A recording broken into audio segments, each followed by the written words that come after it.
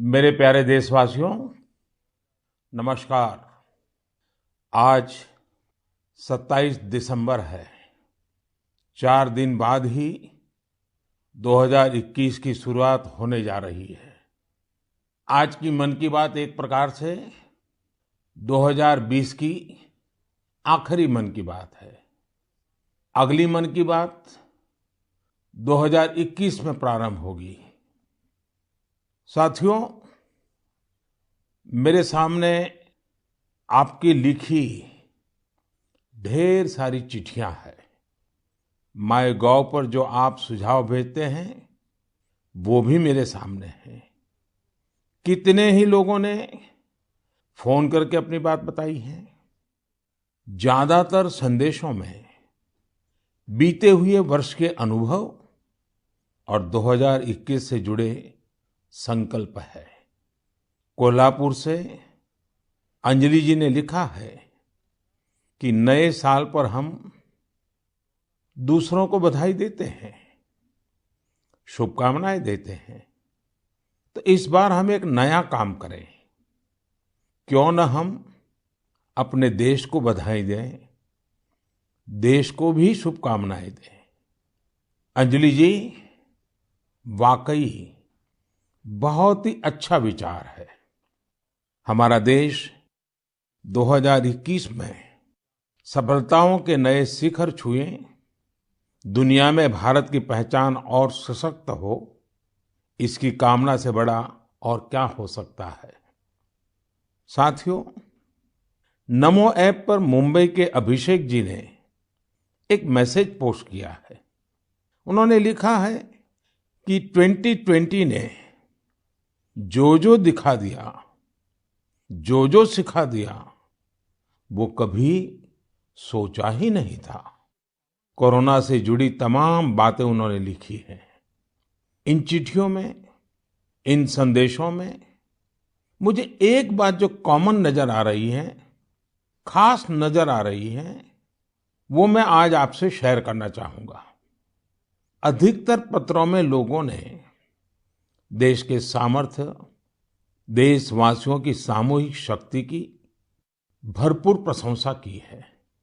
जब जनता कर्फ्यू जैसा अभिनव प्रयोग पूरे विश्व के लिए प्रेरणा बना, जब ताली थाली बजाकर देश ने हमारे कोरोना वॉरियर्स का सम्मान किया था, एकजुटता दिखाई थी, उसे भी कई लोगों ने याद किया है। साथियों, देश के सामान्य से सामान्य मानवी ने इस बदलाव को महसूस किया है।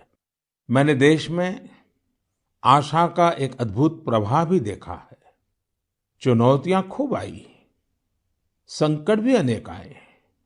कोरोना के कारण दुनिया में सप्लाई चेन को लेकर अनेक बाधाएं भी आई, लेकिन हमने हर संकट से नए सबक लिए।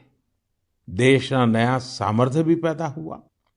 अगर शब्दों में कहना है तो इस सामर्थ्य का नाम है आत्मनिर्भरता। साथियों, दिल्ली में रहने वाले अभिनव बैनर्जी ने अपना जो अनुभव मुझे लिखकर भेजा है, वो भी बहुत दिलचस्प है। अभिनव जी को अपनी रिश्तेदारी में बच्चों को गिफ्ट देने के लिए कुछ खिलौने खरीदने थे, इसलिए वो दिल्ली की झंडेवालान मार्केट गए थे। आप में से बहुत लोग जानते ही होंगे, ये मार्केट दिल्ली में साइकिल और खिलौनों के लिए जाना जाता है। पहले वहां महंगे खिलौना का मतलब भी इंपोर्टेड खिलौने होता था और सस्ते खिलौने भी बाहर से आते थे।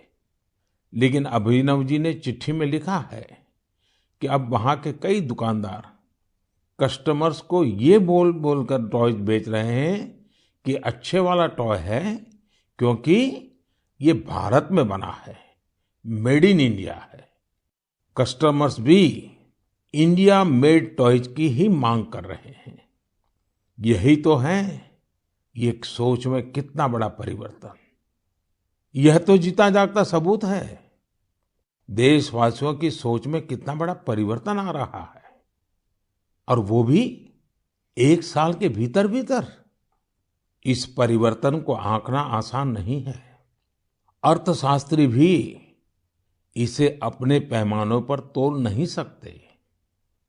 साथियों, मुझे विशाखापट्टनम से वेंकट मुरली प्रसाद जी ने जो लिखा है, उसमें भी एक अलग ही तरह का आइडिया है। वेंकट जी ने लिखा है, मैं आपको 2021 के लिए 2021 के लिए अपना एबीसी अटैच कर रहा हूं। मुझे कुछ समझ में नहीं आया कि आखिर एबीसी से उनका क्या मतलब है। तब मैंने देखा कि वेंकट जी ने चिट्ठी के साथ एक चार्ट भी अटैच कर रखा है। मैंने वो चार्ट देखा और फिर समझा कि एबीसी का उनका मतलब है आत्मनिर्भर भारत चार्ट, एबीसी। यह बहुत ही दिलचस्प है। वेंकट जी ने उन सभी चीजों की पूरी लिस्ट बनाई है जिन्हें वो प्रतिदिन इस्तेमाल करते हैं। इसमें electronics, stationery, self care items, उसके अलावा और भी बहुत कुछ शामिल है। वेंकट जी ने कहा है कि हम जाने अनजाने में उन विदेशी प्रोडक्ट्स का इस्तेमाल कर रहे हैं जिनके विकल्प भारत में आसानी से उपलब्ध हैं। अब उन्होंने कसम खाई है कि मैं उसी प्रोडक्ट का इस्तेमाल करूंगा जिनमें हमारे देशवासियों की मेहनत और पसीना लगा हो। साथियों, लेकिन इसके साथ ही उन्होंने कुछ और भी ऐसा कहा है जो मुझे काफी रोचक लगा है। उन्होंने लिखा है कि हम आत्मनिर्भर भारत का समर्थन कर रहे हैं, लेकिन हमारे मैन्युफैक्चरर्स, उनके लिए भी साफ संदेश होना चाहिए कि वे प्रोडक्ट्स की क्वालिटी से कोई समझौता ना करें। बात तो सही है। जीरो इफेक्ट, जीरो डिफेक्ट की सोच के साथ काम करने का यह उचित समय है। मैं देश के मैन्युफैक्चरर्स और इंडस्ट्री लीडर्स से आग्रह करता हूं, देश के लोगों ने मजबूत कदम उठाया है, मजबूत कदम आगे बढ़ाया है। वोकल फॉर लोकल ये आज घर घर में गूंज रहा है। ऐसे में अब यह सुनिश्चित करने का समय है कि हमारे प्रोडक्ट्स विश्व स्तरीय हो। जो भी ग्लोबल बेस्ट हैं वो हम भारत में बनाकर दिखाएं। इसके लिए हमारे उद्यमी साथियों को आगे आना है, स्टार्टअप्स को भी आगे आना है। एक बार फिर मैं वेंकट जी को उनके बेहतरीन प्रयास के लिए बधाई देता हूं।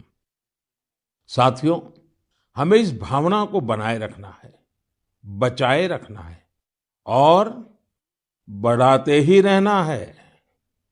मैंने पहले भी कहा है और फिर मैं देशवासियों से आग्रह करूंगा, आप भी एक सूची बनाएं। दिन भर हम जो चीजें काम में लेते हैं उन सभी चीजों की विवेचना करें और ये देखें कि अनजाने में कौन सी विदेश में बनी चीजों ने हमारे जीवन में प्रवेश कर लिया है, एक प्रकार से हमें बंदी बना दिया है। इनके भारत में बने विकल्पों का पता करें और ये भी तय करें कि आगे से भारत में बने, भारत के लोगों के मेहनत से, पसीने से बने उत्पादों का हम इस्तेमाल करें। आप हर साल न्यू ईयर रिजोल्यूशन लेते हैं। इस बार एक रिजोल्यूशन अपने देश के लिए भी जरूर लेना है। मेरे प्यारे देशवासियों, हमारे देश में आतताइयों से, अत्याचारियों से, देश की हजारों साल पुरानी संस्कृति, सभ्यता, हमारे रीति रिवाज को बचाने के लिए कितने बड़े बलिदान दिए गए हैं। आज उन्हें याद करने का भी दिन है। आज के ही दिन गुरु गोविंद सिंह जी के पुत्रों साहिबजादे जोरावर सिंह और फतेह सिंह को दीवार में जिंदा चुनवा दिया गया था। अत्याचारी चाहते थे कि साहिबजादे अपनी आस्था छोड़ दे, महान गुरु परंपरा की सीख छोड़ दे, लेकिन हमारे साहिबजादों ने इतनी कम उम्र में भी गजब का साहस दिखाया, इच्छा शक्ति दिखाई। दीवार में चुने जाते समय पत्थर लगते रहे, दीवार ऊंची होती रही, मौत सामने मंडरा रही थी, लेकिन फिर भी वो टस से मस नहीं हुए। आज ही के दिन गुरु गोविंद सिंह जी की माता जी, माता गुजरी ने भी शहादत दी थी।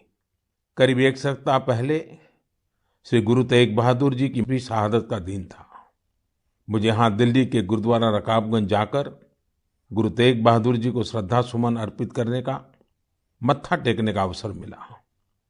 इसी महीने श्री गुरु गोविंद सिंह जी से प्रेरित अनेक लोग जमीन पर सोते हैं। लोग श्री गुरु गोविंद सिंह जी के परिवार के लोगों के द्वारा दी गई शहादत को बड़ी भावपूर्ण अवस्था में याद करते हैं। इस शहादत ने संपूर्ण मानवता को, देश को नई सीख दी। इस शहादत ने हमारी सभ्यता को सुरक्षित रखने का महान कार्य किया। हम सब इस शहादत के कर्जदार हैं।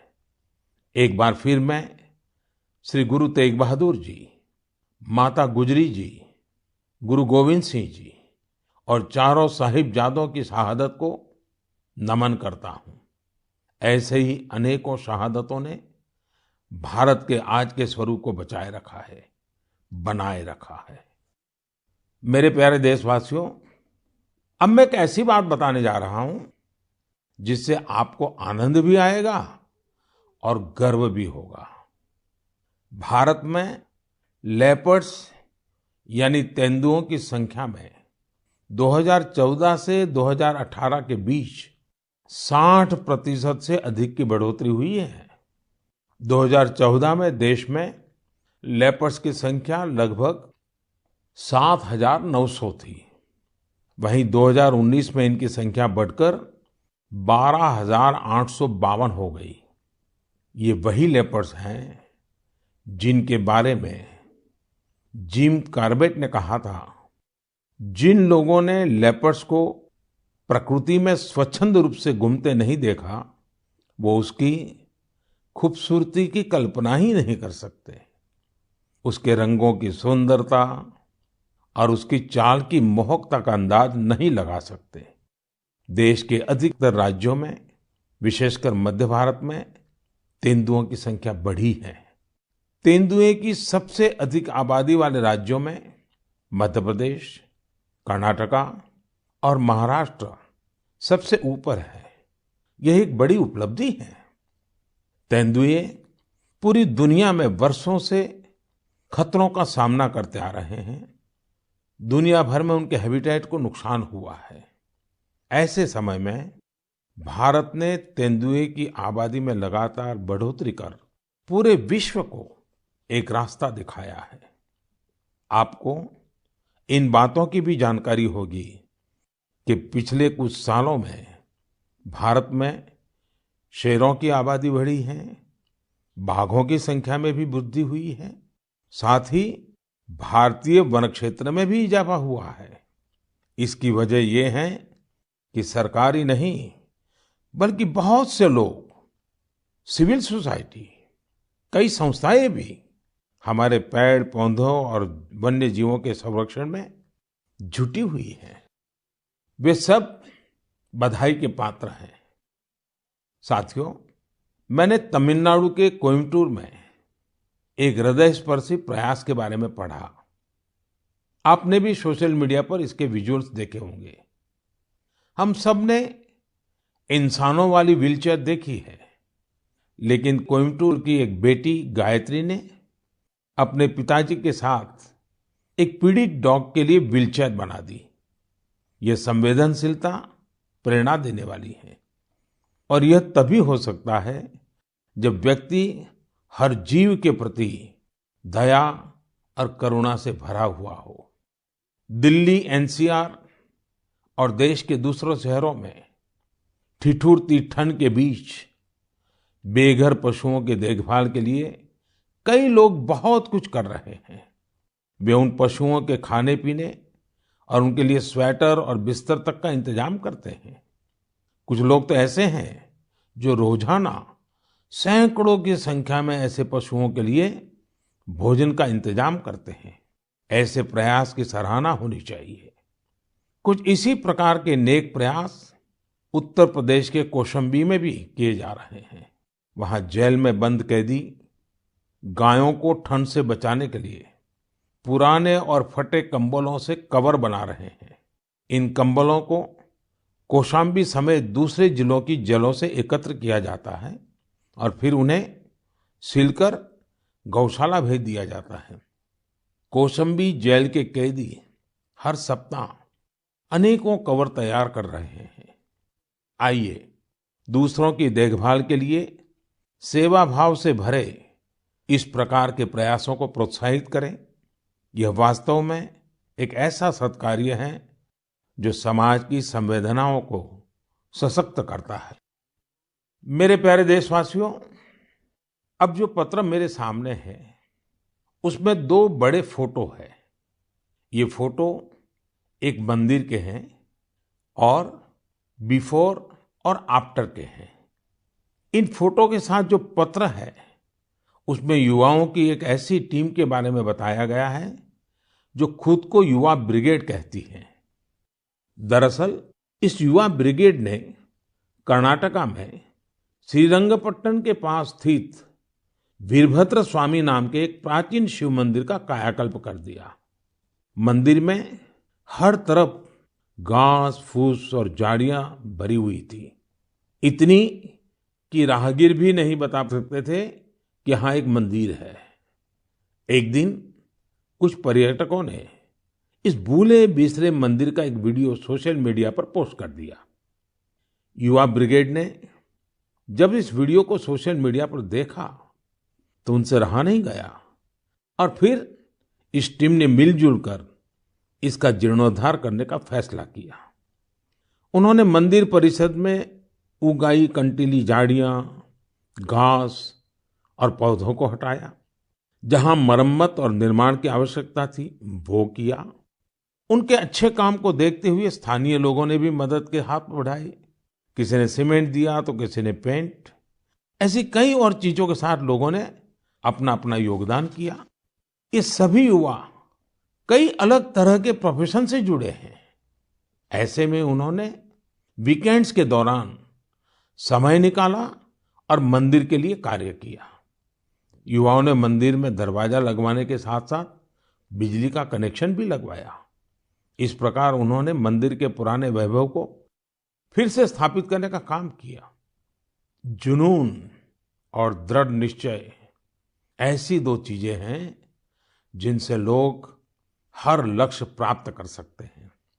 जब मैं भारत के युवाओं को देखता हूं तो खुद को आनंदित और आश्वस्त महसूस करता हूं। आनंदित और आश्वस्त इसलिए क्योंकि मेरे देश के युवाओं में कैन डू की अप्रोच है और विल डू की स्पिरिट है।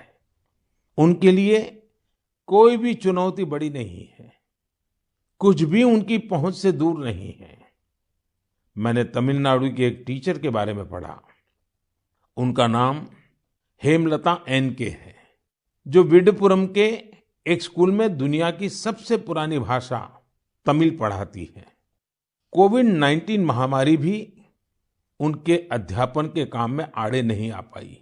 हाँ, उनके सामने चुनौतियां जरूर थी, लेकिन उन्होंने एक इनोवेटिव रास्ता निकाला।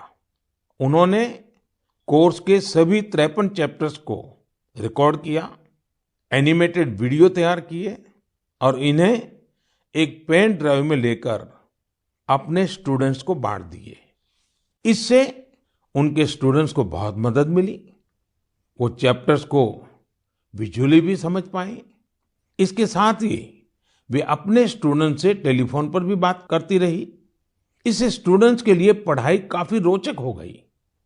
देश भर में कोरोना के समय में टीचर्स ने जो इनोवेटिव तरीके अपनाए, जो कोर्स मटेरियल क्रिएटिविटी तैयार किया है, वो ऑनलाइन पढ़ाई के इस दौर में अमूल्य है।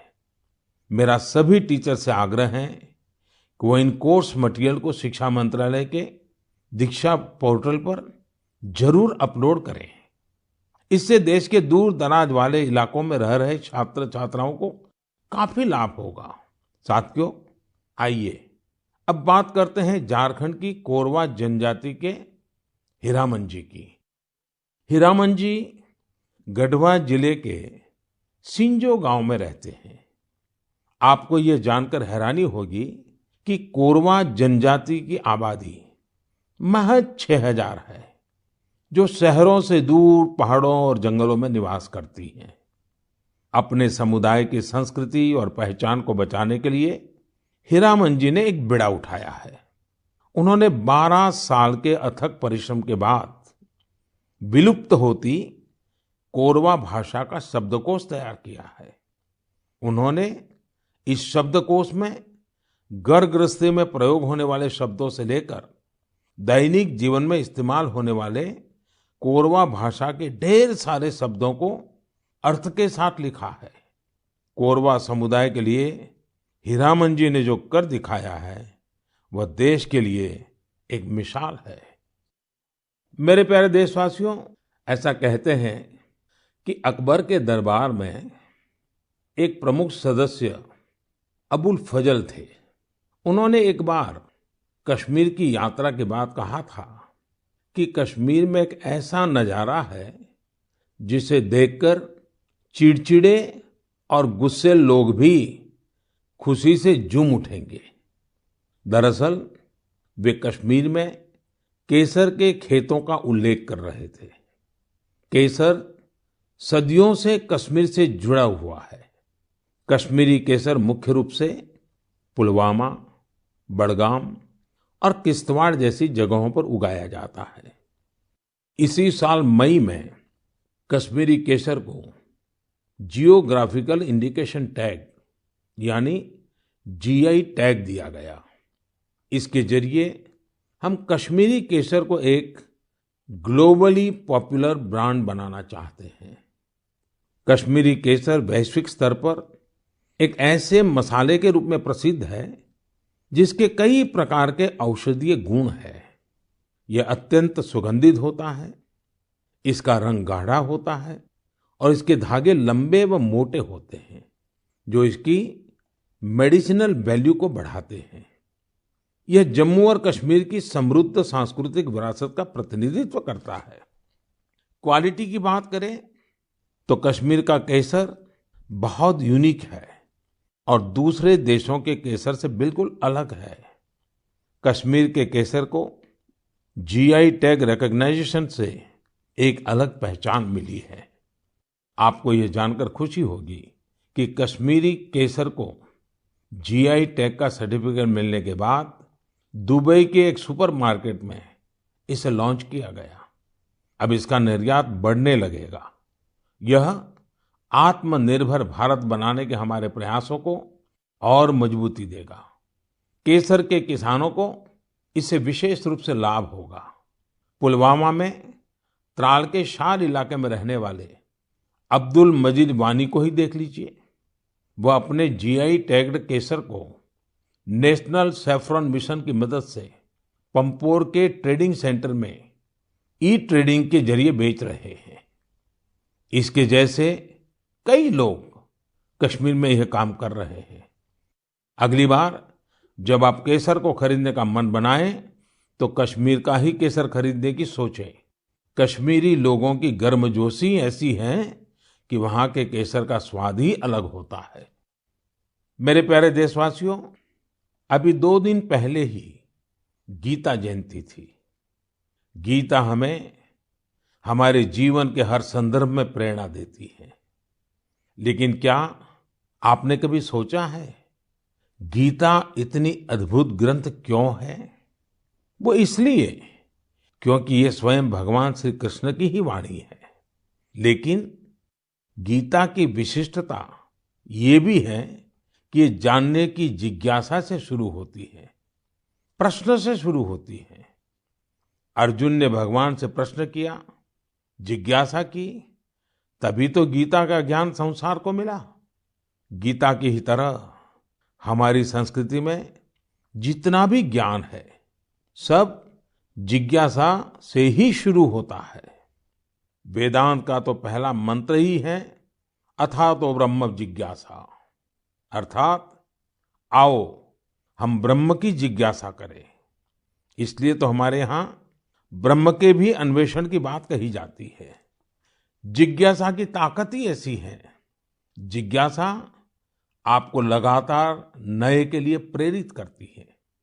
बचपन में हम इसलिए तो सीखते हैं क्योंकि हमारे अंदर जिज्ञासा होती है।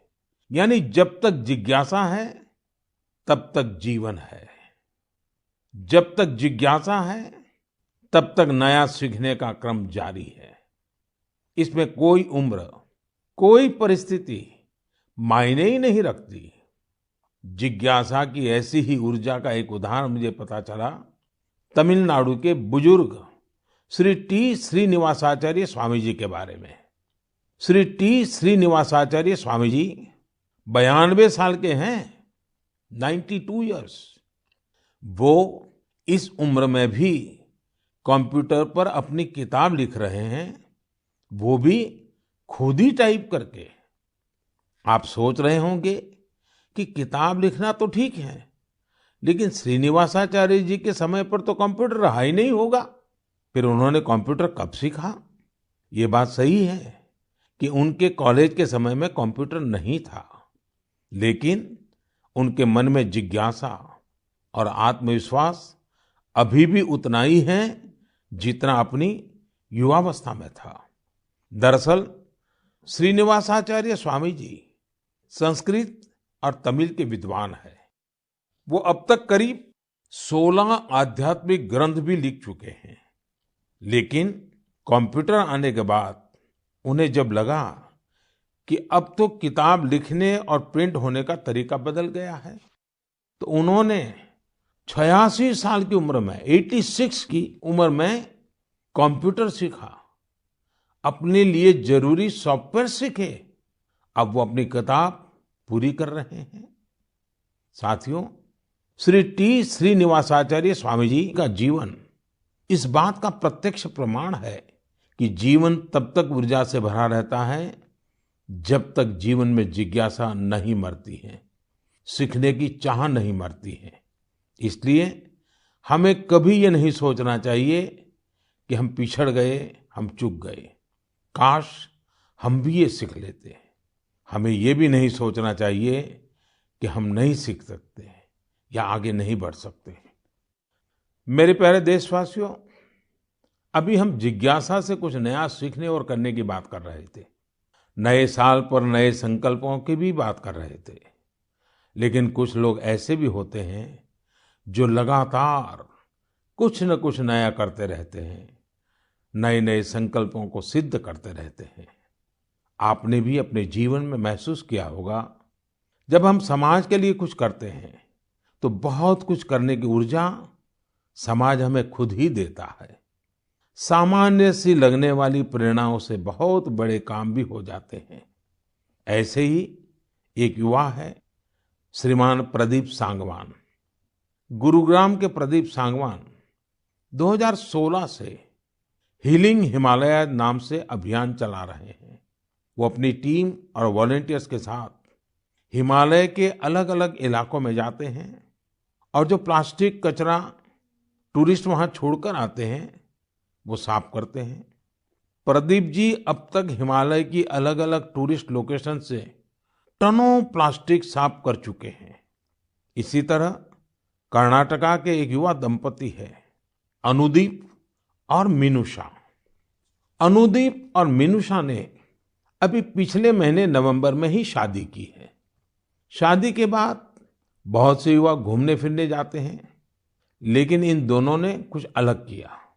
ये दोनों हमेशा देखते थे कि लोग अपने घर से बाहर घूमने तो जाते हैं, लेकिन जहां जाते हैं वहीं ढेर सारा कूड़ा कचरा छोड़कर आ जाते हैं। कर्नाटका के सोमेश्वर बीच पर भी यही स्थिति थी। अनुदीप और मिनुषा ने तय किया कि वो सोमेश्वर बीच पर लोग जो कचरा छोड़कर गए हैं उसे साफ करेंगे। दोनों पति पत्नी ने शादी के बाद अपना पहला संकल्प यही लिया। दोनों ने मिलकर समंदर तट का काफी कचरा साफ कर डाला। अनुदीप ने अपने इस संकल्प के बारे में सोशल मीडिया पर भी शेयर किया। फिर क्या था, उनकी इतनी शानदार सोच से प्रभावित होकर ढेर सारे युवा उनके साथ आकर जुड़ गए। आप जानकर हैरान रह जाएंगे, इन लोगों ने मिलकर सोमेश्वर बीच से 800 किलो से ज्यादा कचरा साफ किया है। साथियों, इन प्रयासों के बीच हमें ये भी सोचना है कि ये कचरा इन बीचीज पर, इन पहाड़ों पर पहुंचता कैसे है। आखिर हम में से ही कोई लोग ये कचरा वहां छोड़कर आते हैं। हमें प्रदीप और अनुदीप मिनूसा की तरह सफाई अभियान चलाना चाहिए, लेकिन उससे भी पहले हमें ये संकल्प भी लेना चाहिए कि हम कचरा फैलाएंगे ही नहीं। आखिर स्वच्छ भारत अभियान का भी तो पहला संकल्प यही है। हाँ, एक और बात मैं आपको याद दिलाना चाहता हूँ। कोरोना की वजह से इस साल इसकी चर्चा उतनी हो नहीं पाई है। हमें देश को सिंगल यूज प्लास्टिक से मुक्त करना ही है। ये भी 2021 के संकल्पों में से एक है। आखिर में मैं आपको नए वर्ष के लिए बहुत बहुत शुभकामनाएं देता हूं। आप खुद स्वस्थ रहिए, अपने परिवार को स्वस्थ रखिए। अगले वर्ष जनवरी में नए विषयों पर मन की बात होगी। बहुत बहुत धन्यवाद।